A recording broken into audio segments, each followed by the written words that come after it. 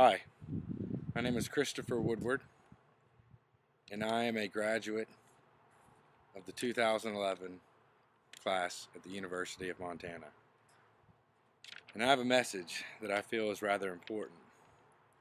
So if you will, humor me a bit in telling my story.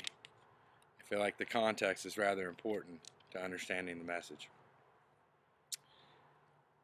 It's about 3.5 years ago, my family and I traveled 3 days across the United States to arrive in Montana. We packed my wife, my 3 children, our 2 dogs, whatever we could fit in our SUV, and drove across country in rather treacherous conditions. We arrived January 1st in Missoula, Montana, to about 3.5 feet of snow, which was a rather rude awakening for us. We'd only seen snow a few other times in our life. We quickly decided that if we were to live here and survive, we better decide that we like snow. And so we took up snowboarding, but that's another story. We quickly set about what we arrived here for, and that was to create a school for at-risk youth. We worked through the winter building the physical plant, hiring staff, training them, and preparing for the inevitable arrival of children from all over the country. And in our first year, they arrived. It was a wonderful experience. We helped many young people realize their potential, recognize the need for change, become outstanding young individuals. Needless to say, we couldn't have done that without the assistance of a rather qualified, educated, kind, and caring staff that we were able to derive from Missoula, Montana. And in that first year, we worked very hard, but it was extremely rewarding. Then our second year, we did the same. More children came, more work was done. The staff were outstanding. They went far above and beyond, doing everything that they could to fulfill our purpose, which was to help young people change their lives. Alas, in March of last year, rather arbitrarily and definitely suddenly, our school was closed, and 50 employees from the Missoula area found themselves unemployed and deeply saddened. We moved kids from all over the country through the Spokane airport to another facility, and on my anniversary I traveled through the mountains in the snow to drop them off. A rather tearful, sad departure, and an end to our inevitable dream to help young people change their lives. Our family's entire life was changed in a matter of 13 days. Just previous to that, I had lost a friend to cancer. My 25-year-old sister had had a heart attack and been in a coma for nearly a month. And then the closure of the school to add insult to injury.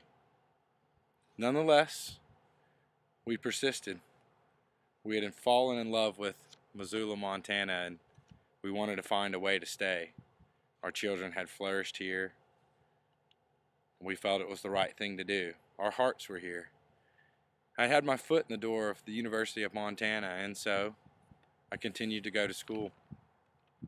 And with that in mind is my real message.